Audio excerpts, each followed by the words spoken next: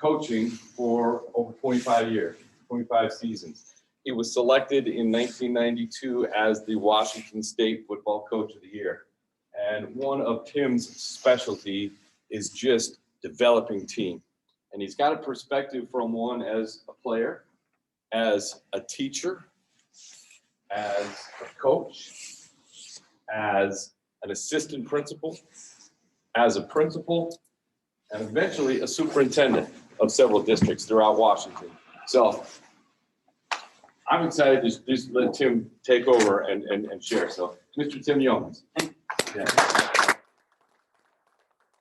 First of all, welcome. I know this is the last session of the evening. So one of the things we're going to do here is to hopefully have a little energy and 3 goals for today. So if we have good instruction, and all of you who are teachers, you know this, right? If we have good instruction, we're gonna have a focus. And the first focus is hopefully the story tonight is somewhat engaging for you.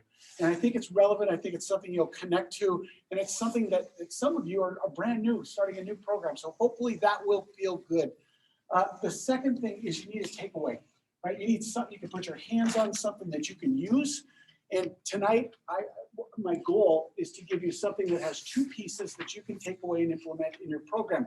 And what I will say on the front end, and you can question me about this at any time during the piece, it's something I hit on very early for some reason in the coaching career, and it served me all the way through 30 years in leadership positions. So it wasn't just something that worked on the team, it's something that worked later in life. So we're going to talk about that. And the last thing I want to leave you with tonight is the best thing that happened to me in the last COVID period that we've all been through, right, was a phone call. And it was a phone call 30 years later. And it was a phone call from the kids who went through this first. And 30 years later, they had all gathered as soon as COVID was over, and they phoned me. And they all live in Washington or all over the country. They were on Zoom together. And they sent me this thing and said, "Coach, would you Zoom in?" And as somebody pointed out earlier, to be called coach is such a wonderful thing, especially when you've been called superintendent and all the things they call superintendents. So being called coach was wonderful. And when I zoomed in, I want to share with you what that phone call was 30 years later. So that's the goal for tonight. Everybody got the lesson plan? We're all good with that, with where we start? Again, please, if you have a question at any point during this, put your hand up, let's talk about it, right? Let's not just, this isn't about sit and get, right? It's not what the backside can endure. We want to have some engagement. So we'll work on that.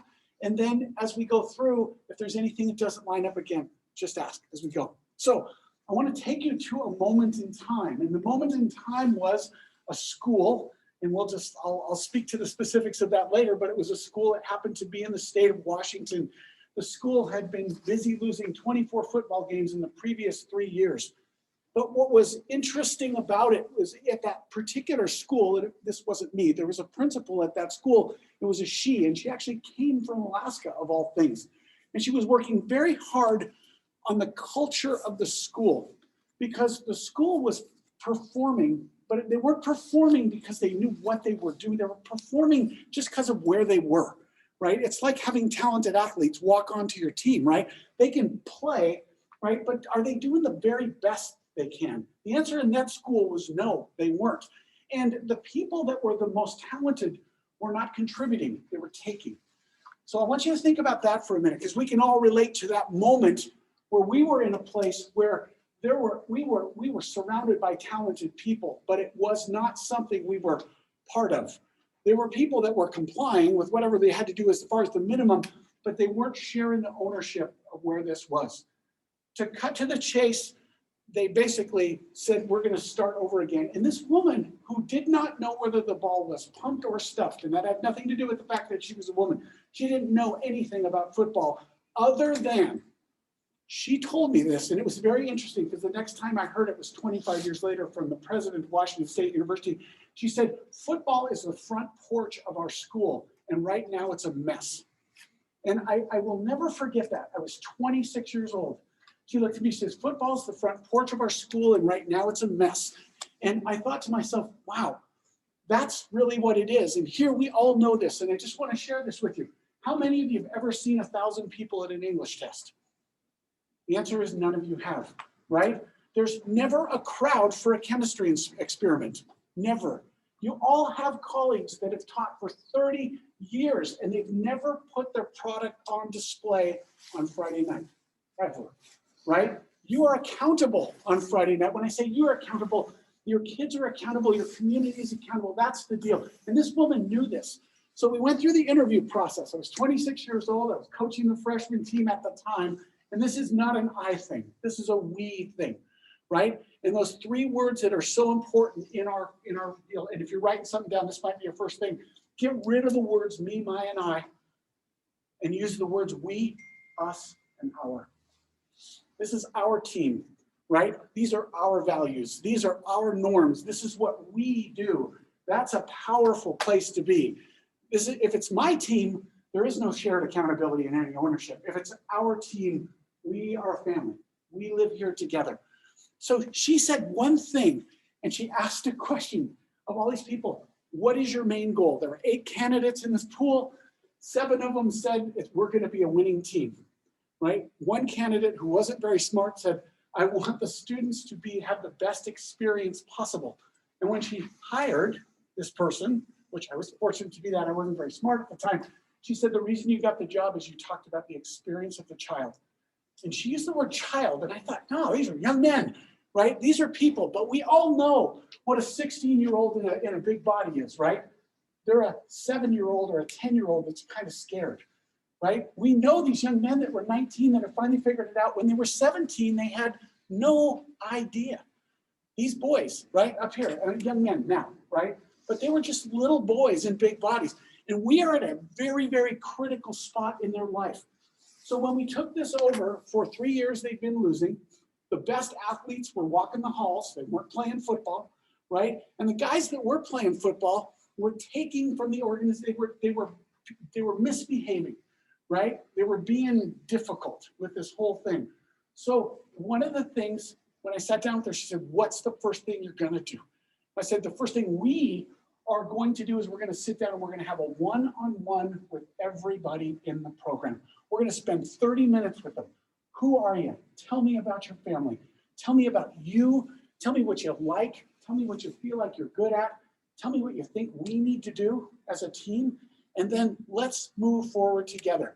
People say, well, God, that's a massive amount of time that you had to invest. Yes, we did it with 40 players. Took 20 hours, right? But then we did it with 50 people we wanted in the program too. So there was another 25 hours of going out and sitting with people that we wanted. And you know who that kid is, or you know who those 10 kids are. They're walking the halls, right?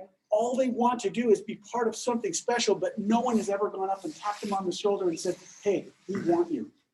Every one of us can think back to a moment, sometime in our life, when somebody walked up and tapped you on the shoulder and said, we have a place for you. Right? That was a really big deal to me when I was in high school. It was a big deal to these kids. So we invested 50 hours in talking to kids that were in the program, and 20 hours for them, and about 25 hours then with kids we wanted in the program, and we did the same with coaches. And the very first meeting we had, we started with the words, after having listened, this is what we heard, as opposed to, let me tell you where we're all going. If it's going to be we, it's got to be us. Right? So we started by making the relationship. And here's another thing to write down if you're writing something down.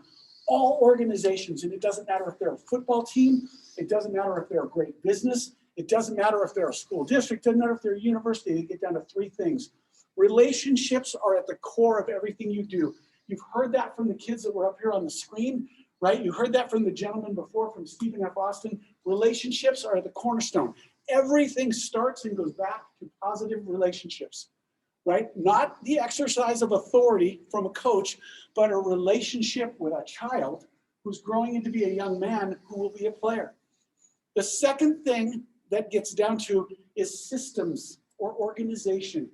Now, all of us in football know you have to prepare well to play well, right? You got to know your X's and O's. I was watching all of you the moment the Stephen F. Austin gentleman, the coach there, said, does anybody have a football question? Everybody's eyes go, whoo, I got a football question, right? We love football, right? We love getting ready for the game. We love the strategy. We love the film. We love all of that stuff. We love those things. But systems have to serve.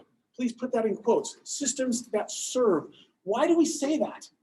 Because a system, everybody's got a system for everything, right? right? Running the T formation is a system.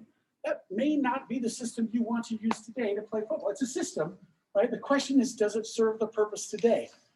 Well, it may be the system that serves today if you've got 11 kids that are under 200 pounds and you're going to do 1 foot line splits and you got 2 pass patterns and you've got a kid who can't tell right from left with his hands. That maybe it is the system that works for you. The question is, does your system serve? And when you have great relationships and you've got a great system, then you can work on the third thing. And the third thing in all organizations is, are we building the capacity of our people to perform? Are we building the capacity of these children to be successful, these young athletes to be successful at what they want to do?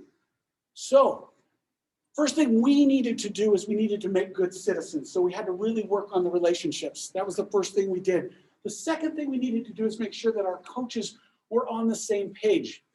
We had to move, and this will be key for you as well, we had to move from a system of compliance, right, which is we all show up and do what we're told, to a place where we share the ownership. So I want you to think about your coaching staff. There are people who show up, there are people that put in their time, people who run their drills, there's people who do those things. The question as a coach, as a head coach or an assistant coach or whatever your role is, are those people, are they spending their time or are they investing their time, right? Are they complying with what the expectations are, or do they share the ownership of the journey? And that's not about who calls plays, right? That's not about who determines the practice plan. That is when those children, those kids, those players are in front of me in our group, right? Are we ensuring that they're progressing? So first thing, this was the first thing we hit upon that we had to do. First of all, we had to get our kids focused on getting better. We did not have kids in the program who understood how hard you had to play, how fast you had to play, how specific you had to be about your technique. They didn't understand that. Therefore, when they tried as hard as they could, they still weren't doing as well as possible. So we had to coach up the coaches. And we had to start with a technique that we used. And here it is, the first piece of this whole thing was every practice we started with a meeting. You all do that, right? Or many of you do that. They all come into the classroom, we sit down, we talk about what we're gonna do today. And as coaches, we're always really good with the what. This is what we're doing, right? These are the drills, the practice plan. We're gonna do 15 minutes of individual, then we're gonna go to group, right? And then we're gonna go to team, and then we're gonna have a little scrimmage time, and then we're gonna have a break, and then that's what we do. Most of us are pretty good with how we do it, right? We're gonna focus on technique. We're gonna do these things. This is the how. But where a team starts to form out of a group of individuals, where people stop renting and they buy in, right? When compliance moves to ownership is when we also incorporate the why. Why are we doing this? What is the purpose? What are you specifically doing to get better individually? And what are you specifically doing to contribute to the team? So we took 2 minutes every day at the beginning of practice, and specifically, and it was a compliance exercise to begin with. I won't tell you that people would embrace this to start with. They had a partner. It started out as a partner in their position group. It eventually moved to a partner on the team to whom they were accountable. And sometimes that was the senior lineman and the sophomore lineman that was on the scout team. Sometimes it was we called them TGOs, tough guys only. It was our scout team. And the tough guys only would be opposite the receiver, and those two people would talk about it, but they were accountable on a specific piece of technique they were going to get better at. So that sophomore was, I am going to work on press coverage today. That's what I'm going to do. And I'm going to get better at press coverage. And, you know, let's be really honest, right? How many sophomores, I need to work on my footwork. I need to do these things. We asked them to be absolutely specific on one thing they would improve upon. And then they had to make a commitment to that player next to them of what that was today. That other player made a commitment. As it went on again, it moved away from the same kids in the position group to the two people that were making themselves better, the older player and the younger player. So they started with a specific commitment. And those commitments, their position coaches listened to them. And during practice, they would reference, are we specifically getting better on these things? They also had to talk about what they would do, and they had to commit to what they would do to make the team better, which meant not one loaf on tough guys only. Again, that was our scout team, both offense and defense. We called them TGOs, tough guys only. And on TGOs, you couldn't loaf. And this was way back in the early 90s we actually began to film practice. And we went as far as changing the lettering criteria for being on the team to your effort every single day to prepare the team. Because not everybody's as gifted as the 6 or 7 kids you saw on the screen, right? We had kids, to be honest with you, that weren't going to shine until they were 35 or 36 years old, and all of their gifts could come together and they could be a successful business person or a great firefighter or whatever role they were going to play, but they had to contribute. And so we actually broke not the game film down. We didn't count quarters that people played. We didn't reward that which was naturally given. It was your contributions that counted towards you earning the varsity letter. And our tone in our practices absolutely changed. Every rep mattered. And every coach knew that every rep mattered. Everyone was filmed. And somebody said, well, how did you have the time to break down the film? Ironically, we got a volunteer from our booster club to go in and do that. Somebody who didn't even have kids in the program, they would come in every day and break down yesterday's practice film. And then we could reward kids with a neutral thing of who contributed. And it was the best thing in the world. And why it was that the stars were not the ones who were getting all the accolades. It was the people who were really, really putting in the effort to make the team better. So that was the first half of the thing. Those were the commitments that the kids made. So the interesting thing was, as I told you, it didn't start out as being really, there was a lot of eye rolling, right? Oh God, we're gonna do the commitment thing. Okay, this is the thing I'm working on today. We added at the end of practice, at the very end, we added the last thing we did after we were done conditioning and before anybody went in, we had to have at least 10 of our people, right, pick out somebody on the team that had done something specific to make them better. And we loaded it up to start with. We went to all the stars and said, you will, when I said stars, I mean seniors that were playing, that were getting all the accolades. They had to start by picking out somebody on the scout team, some sophomore that was working hard, some junior that probably was never going to be a starter for us, that was making them better. And they had to specifically change the focus of the program from how many touches do I get, right? How many times have I been targeted, right? How many times did I get the ball? How many do I play both ways and all that? Onto the person that was making them better. So when we started that was like pulling teeth. There were going to be 10, and it took us a long time to do it. But the most amazing thing happened. We got really clear about what we were going to do, and we had a wonderful thing happen for us, right? We had played a really close game, our very first game, and we lost it. But the second game, all the effort and everything came in, and we ended up winning. We won with 21 seconds left to go on a quarterback bootleg. It was a wonderful thing. And all of a sudden, there was a bit of belief. And the next week, what we did by tracking those specific things and by rewarding that behavior, everybody's performance came up. It wasn't just the starters. It wasn't just the 11 that played most of the time. At the time, it grew to 15 or whatever. But we got great effort from all those kids that came up on the program. And it was an amazing thing. All of a sudden, it wasn't a compliance exercise anymore.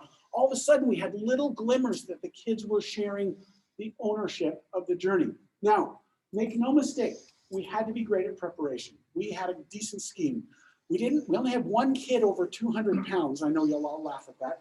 We only had one kid over 200 pounds, but you know what? They bought into the really, really aggressive odd front defensive scheme that we had. I think we brought somebody every single play, no matter what, right? We played a lot of man, right? We actually were unsound in a couple of areas because we took some big risks. We did those kinds of things, but all of a sudden there was a belief. And belief leads to trust. And when you have trust, you have everything. So why am I sharing this with you? Well, the most amazing thing happened, and this group won their next game. And then they won the game after that. And every one of these games was close, but they were playing for each other. It stopped being about the stars. It stopped being about those who were the best, and it started being about all of us. One kid said it. It was about the 4th game of the season. His name was Adam Van Ness. He was a senior. He was about 5'6". He was 135 pounds. He played about 6 reps a game on 2 special teams. He was on kick return, and he was every other rep, every other time he was on the punt team. Adam played about 6 times a game. And Adam came in and he said, Coach, I know I'm the last guy on the bench. I know I'm the last guy that's going to get to play. I know that, but I feel like I contribute every day. I feel like this is as much my team as it is anybody else's team. And I just want you to know that this is the best experience I've had in high school. Adam said this 4 games into the season. I knew we were onto something. When I say I knew we were onto something. It was our thing.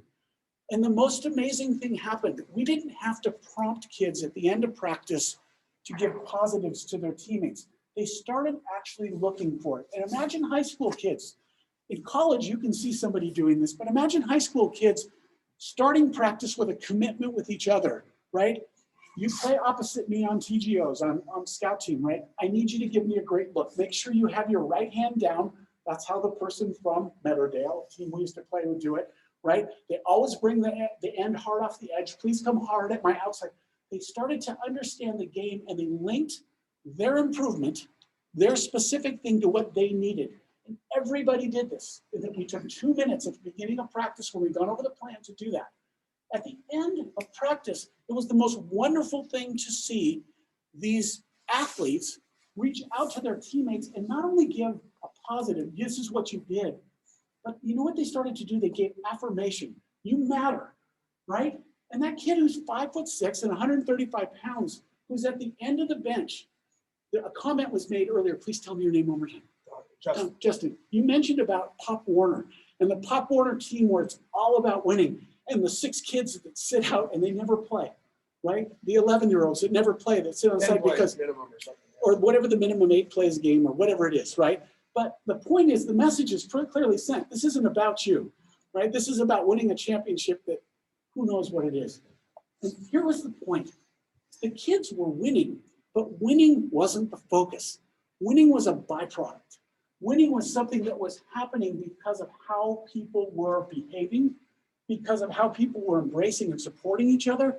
They were winning because of their actions, not because of the scheme, not because the football gods loved them, not because of any of that stuff. They were winning because of the why, not the what, not the how. The what and the how were in good order, right? We had great relationships, we had great systems, we did those kinds of things, that was good. But they were winning because of they were there for each other. They called themselves the underdogs, my group. It was a really neat group. Now, here was the thing that was so amazing. 6 of the starters on defense had felonies before they were 17. 6 of them were felons before they were 17. Everybody had given up on these guys. And now they had a reason to belong. Now they had a reason to behave. And you know who these kids are, right? Who are the 3 renegades running around your school that need worse than anything to be on your defense? You know who they are. We all know who they are. I guarantee your principal knows who they are, right? If they've got a place to be, they not only become a contributor on the football field, they become an example in the hallway, right? They would do nothing to screw up their opportunity to be part of this thing that everybody wants. And what is it that everybody wants? Everybody wants to be in the family. Everybody wants to be on a good team. Why do people join the Hells Angels? I was just talking to Ron. Why do they join the Hells Angels? They want to be part of something, right? They want to be part of something that means something.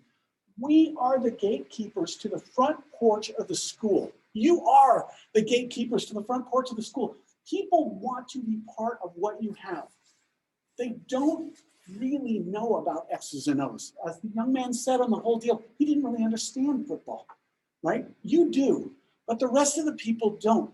What they understand is they get to belong. And if you get to belong, then the medium, which is football, becomes a way that we can go to excellence, right? We can go there together. So back to the story, right?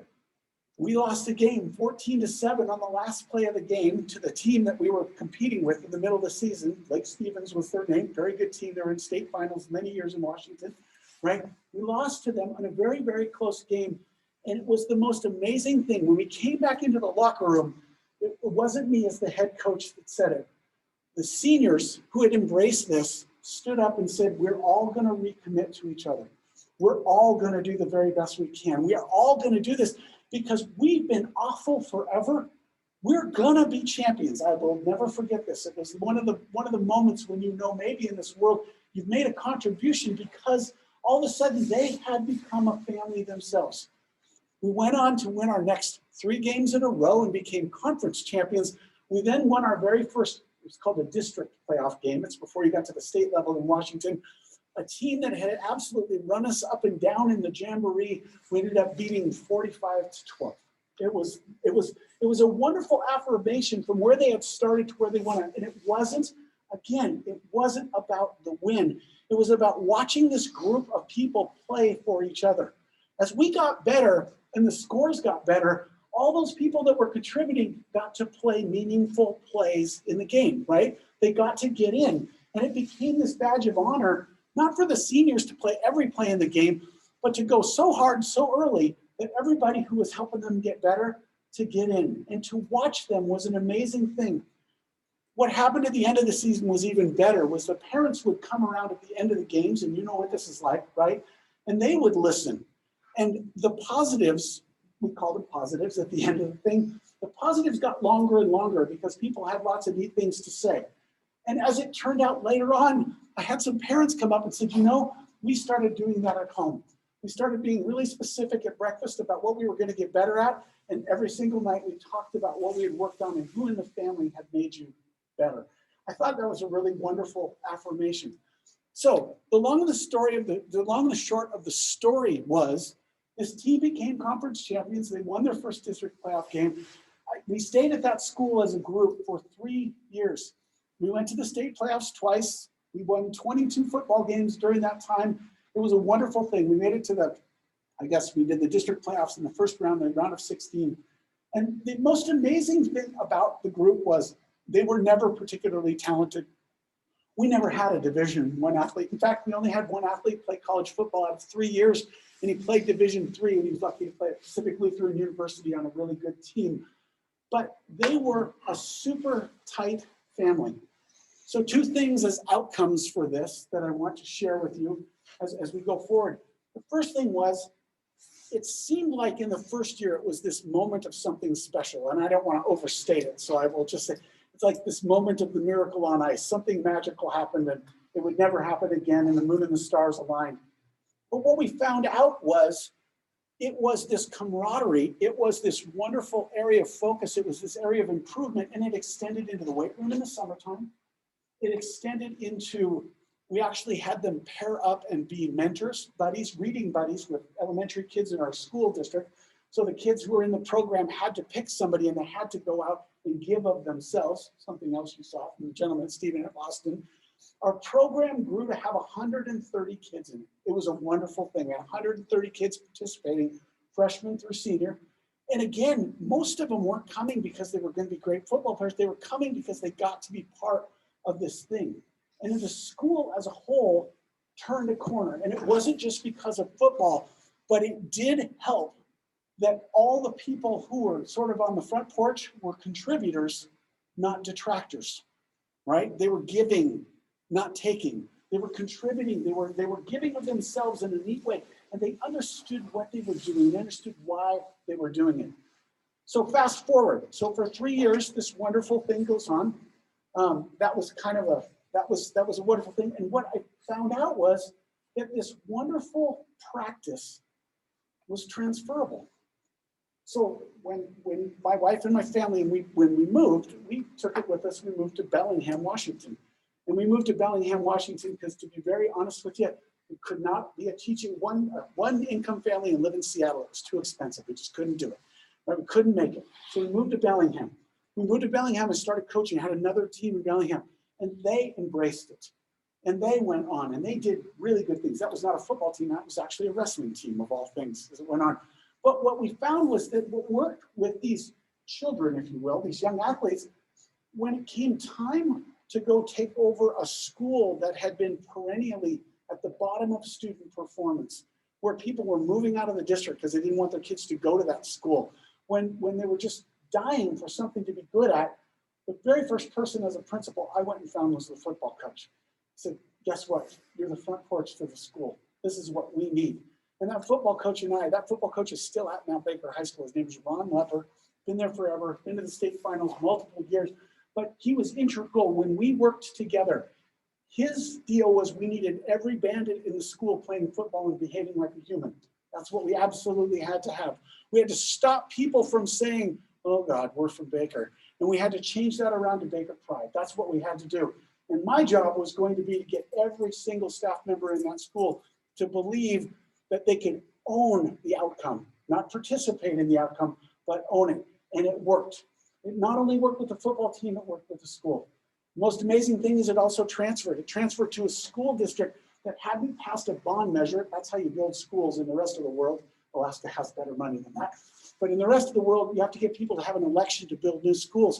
We transformed an entire community, and it was done the same way. So why am I sharing this all with you, and why am I so passionate about it? And here it is. Here's a couple of stats for you just to write down. The people you saw on the screen, which that was a great session, it was so valuable. It was so important to hear from those kids because we have to support that 1% that's that skilled, that talented, and that developed to do that well. But that's what 1% of our children need. 100% of our kids need to be ready to be a star when it's time for them to perform. 100% of the kids need to be good people. And talking with Ron, who you'll hear from tomorrow, he's got a saying that says, good things happen to good people. And our job is to make sure that every one of these guys is a good person. I told you that 6 of those people that started on defense for us on that first team, the team that was a champion after losing all those games, 6 of them were felons. None of them went back. We practiced defense on that team every day first because we had a young man that had to go back to the King County Jail because he was on a release situation for 6 months for an assault that he had performed before. He never went back. Never, ever did he go back and was he ever incarcerated again. That of that team, of those 6 felons, all of them have turned out to be amazing people. They've had good lives. And that's not 100% because they were part of the program, but it didn't hurt them. And they learned lots of lessons. And eventually I'll get back to how we know that was the case, right, with this whole thing. Other things that we learned from this whole piece is that 100% of our kids want to be on a great team.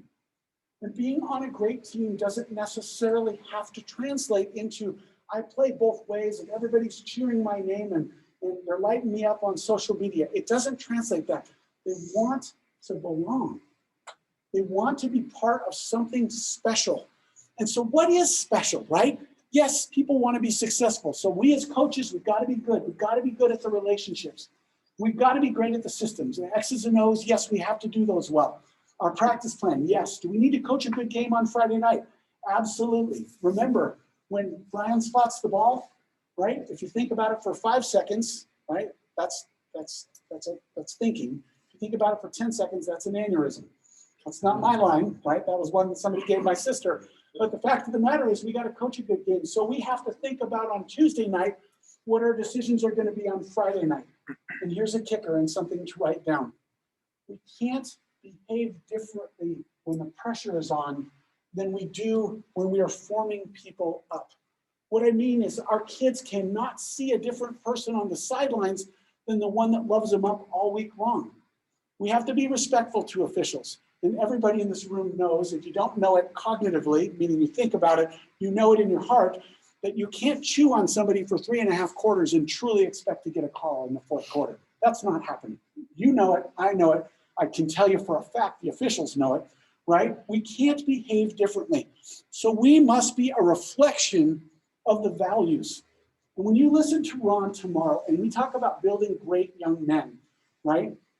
There's a reason why these young men feel a part of the family, right? They feel a part of a great team because they know, and they can see it every day, what we're doing every day aligns. My actions align with the fact that I'm improving. I give people affirmation, they become better team members, right? We work really hard at something, we have success. I can see that alignment. My coach tells me this is how I have to behave, and when the pressure's on, when things are going sideways, when it's blowing 15 degrees and it's snowing sideways, right? My coach isn't losing his mind and screaming at people. My coach is teaching, my coach is nurturing, my coach cares about me as a person. If everything we worked on all week long was that I have quarterback responsibility and option, and on that play I messed it up, the coach is gonna say, what was your responsibility? Hey, it was quarterback. Good, get back in there and get it for us. Rather than to haul the kid out, grab their face mask, and tell them what an awful individual they are, right? Alignment of actions, alignment of values, alignment of behavior is something that kids watch when they want to be part of a good team. Absolutely they do. And I can tell you for every one of you that works in a school, tell me that if we say we're all about the improvement of instruction, student growth and achievement, and then the principal interrupts the schedule 15 times during the year for no reason, nobody believes that we're really about the improvement of instruction. That's a crock, right? We don't believe that. If we hold sacrosanct the instructional day and we never interrupt it and we say we're all about instruction, guess what? Okay, I'm in. We buy that, right? That makes sense to us. If the principal of the school or whoever's in charge says football is the front porch of the school and you have the lowest budget in the whole school, does that align for you? No, it doesn't. But if the principal will help you do fundraisers, if they'll help you do, if they come to there, if they donate, if they do those things, it's an alignment. You have more control over the state of the climate in that school than any other staff member in that school. You, the football coaches, have more to do with whether or not people feel welcomed, whether they feel a part, whether they feel included, whether they feel nurtured. If your players are all about making everybody in the school around them better, people will know that. If your players are out there picking on people, you know, giving people rubs, trashing them on social media, doing whatever, that's a misalignment, and they'll see those kinds of things. So again, going back to the why would I choose to share this with all of you? Because you made a commitment that this is about building great people. And we went back to what we just said.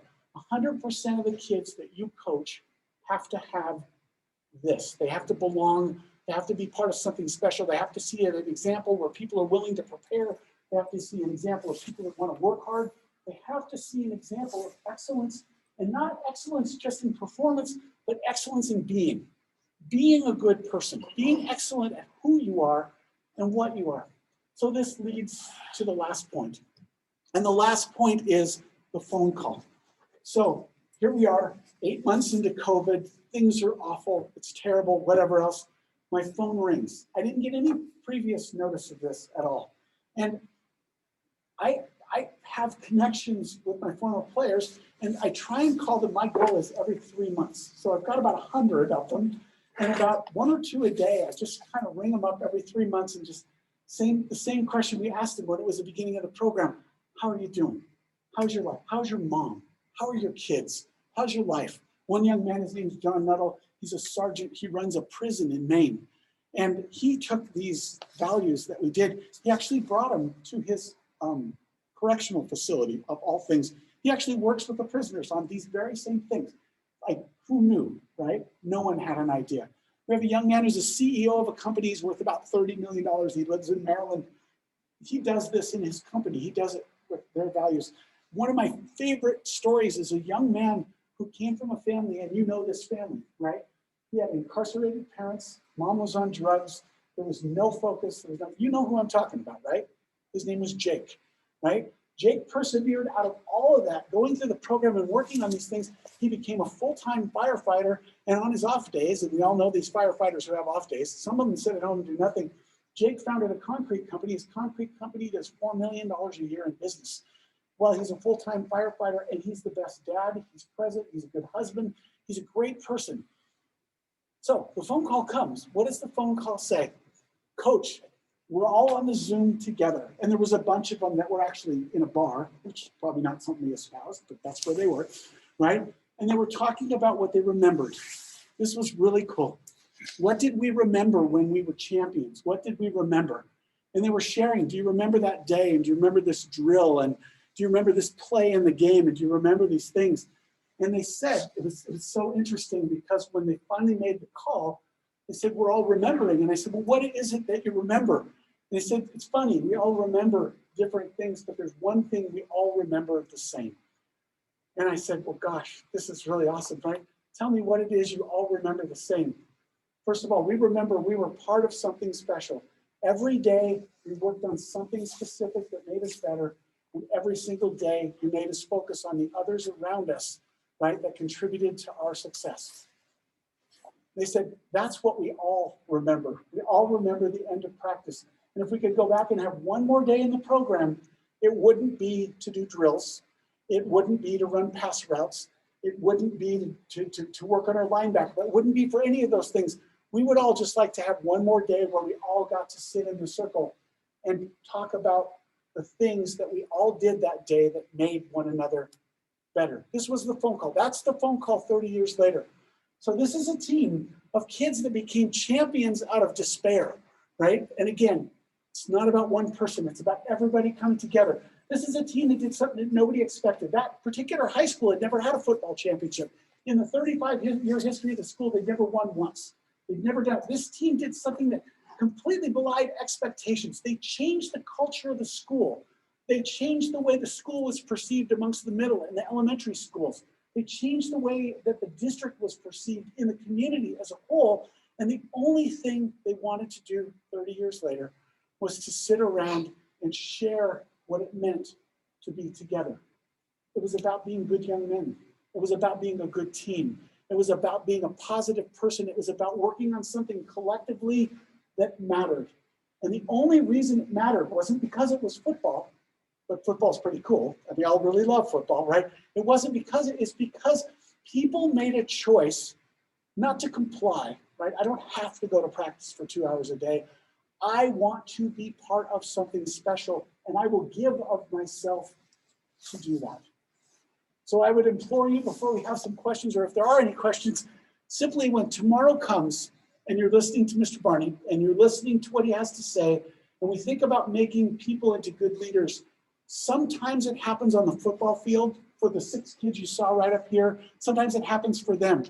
Sometimes the child that comes from the drug-addicted, incarcerated family blossoms at age 35. They have to be able to blossom at age 35. And the only way that happens is they have to have had an experience that shows them how we're going to do it. How are we going to do this together? You're going to get a call 30 years from now. And hopefully that call is not, do you remember when you grabbed my face mask when I was supposed to run a post-corner post, and instead I ran a flag route, right? And you yelled at me and you called me the worthless thing in the world. 30 years from now, you're not going to get that phone call. The phone call you're going to get is, you know what? I wasn't a great football player, but there was a place for me. You made it matter. And guess what? In my life, I'm successful because I was part of something bigger than myself. I was part of something special. So I'll leave you with this. I would encourage you that every single day you take 2 minutes and everybody on your team is accountable to that person next to them for what they are going to do to improve themselves, what they are going to do to improve the team. And I would encourage you to think about ending your practice each day with especially the stars on your team, especially those who get all the accolades, taking time to single out others and recognize the contributions of those who are going to make the team as a whole work the best they can. So that's what I have for you today. It's super nice to spend it. Again, I love your gear. I love everybody's gear. This gear is good. Anyway, I really appreciate you taking time. Do you have any questions? Do you have any wonders? Do you have any interrogatives? That's a good word, right? Please, it's fun. Yeah, I just want you guys to know, I met him 36 hours ago in the Seattle airport. We had discussions about things on the way over here. He just gave you and me and all of us in this room some of the most important information you're ever going to get. I'm an old guy with a little bit of wisdom. He's got a lot of wisdom. But I got to tell you, some of the things I learned talking to him and listening to this speech, I cannot wait to go back to California, where I'm from, and start trying to implement some of these ideas. Because for all the same reasons he spoke, that's the reason I'm up here also. That's the reason I do the work I do. And I hope you are listening and paying attention and giving it some thought that you can use some of the things that he gave us. I know I will. I just want to say thank you. That's great. Yes, sir. So, the snow's melting. Dog food's coming in the backyard. It's Yep. It's a wee moment in my house. And we are going to go clean this dog poop up. So we are going to do that. And the thing that kind of stuck with me is after hearing what you just had to say after the last 50 minutes, sold, right? I'm sold on that. But quickly, like, how do you sell everyone else on it around you? I mean, in particular, in my small time with the new staff that I'm with, I can see where they're going and the culture that they're creating around it is along those lines. So it's not a hard sell for me, but somebody that may come into a different type of situation, every school's different, right? And to do that, because that lack of effort, that loaf and stuff that you talked about really hits with me too. I mean, like even in small things, like, you know, if we're doing a workout in the weight room and I'm looking around and not seeing a lot of sweaty heads, you know what I mean? So you've hit upon 5 or 6. Yeah, I think But the point is, that's exactly right? We have to get the what right. We have to get the how right before we can get over here. So let's go back just a little bit back to your question, because this is an important thing. Let's be very honest. We come back and we say, hey, we're going to do this, but half the people are going to roll their eyes at you and go, yeah, right. Okay, we're going to take 2 minutes and really the kids have got this all figured out. Okay, look, just let me go coach. This is a learning point for all of us that's about organizational behavior. And in organizational behavior, when you're hired to be the new head coach, the first thing they say to you is, usually, is we haven't had success, we want you to work on success. And there's this big shiny object over here at success. But that's not where the focus needs to be, because you can't get anybody to listen if the relationships are not absolutely positive and solid. You can't get to success over here if everybody's going to, we all have been part of a football program where they grab bag offense and defense, right? We're just going to piece together the next cool play. I was watching TV last night and Alabama had a diamond and won, and they isolated the student through a 50. Yeah, that's great. If Mac Jones is your quarterback and Devontae Smith is your receiver, that's wonderful. But are we going to be able to do it? I don't know. What we need to be really good at, to your point, is we have to go back to the cornerstone. So every single day we got to do the relationships. So to the staff deal, the one thing we expected of the staff is, number one, we're going to honor time. You're going to be here every day on time. You're going to be a great example. You're never late, because being late says you don't care. You're going to be on time. Number two, we're going to be professional. If we're buying you this cool gear, and by the way, I do like your gear, right? If we're going to buy you this cool gear, you're going to show up wearing it every day, because we're sending a message. The message is you want to be part of this, right? Number three, assume positive intent. That kid that comes to you that's just in a cranky mood and having a bad day and doing whatever else, Lord knows what they put up at home. And I didn't see it. Even as a coach, I didn't see it till I was sitting in the principal's office. And goodness gracious, you wouldn't believe, even if you know it really well, you wouldn't believe what those kids endure at home on a daily basis. You'd be shocked to know what it really looks like. And I'll get to your point. And the fourth thing is, this will sound awful, this is so crazy for a football team, we need to be kinder than necessary. And I don't mean you don't coach them hard, and I don't mean, but it's never about you. If there's something to be corrected, we are never going to get better, right? If you cannot take, we are never going to get better if we're taking drop steps that look like this. We have to do it this way. The moment it becomes about something personal for that child, right, then it's their value that's on the line. It's not the performance with those things. So to your point, the relationships with the staff have to be crystal clear. We have a purpose.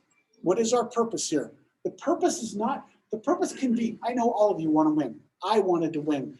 I did it all the time. But winning is this horizon, right? We're going to win. Yes, we will. But we're going to win because we're going to do everything out here the right way. And to be honest with you, what your kids are paying attention to, they want to win too, but they're watching the behavior. They're watching the alignment to the values. They're watching the commitment to the core. Are you about what you say you're about? Your kids, like in all organizations, are going to spend the first 6 or 7 days of practice figuring out if you're real. And I don't say that to be questioning, because I'm sure that you are. But kids can smell bullshit a mile away. And I had to use that word, and I'm sorry I had to use that word, but kids can smell inauthentic anything a mile away. So whoever we're going to be as a staff, we're going to own it, whatever that is. And we're going to get really clear about that. And you know what? It's not the kids that are going to get better every day. We as a staff are going to sit down and say, what am I as a coach going to improve on today? And I think you should share that with your kids. I think you should tell them what you're working on, what we're going to work on. How about we make our drills snappy? How about when the film gets graded, right? There's not one loaf during individual time. How about what we do is we do this? Whatever that is, let's be really clear about what we're going to be about, then it extends to the team. And anticipate the eye rolls, anticipate the kid shaking their head, anticipate those things, but don't let it go. If you don't call them out in front of everybody else, but take the time to put your arm around them after practice in a very appropriate way, right? Nothing bad, right? A very appropriate way, and say, look, I saw you shaking your head. Tell me what it is. Well, I think this touchy-feely stuff is a lot of crap. Listen, it's not about touchy-feely. This is why we're doing it. Let me explain to you where this is.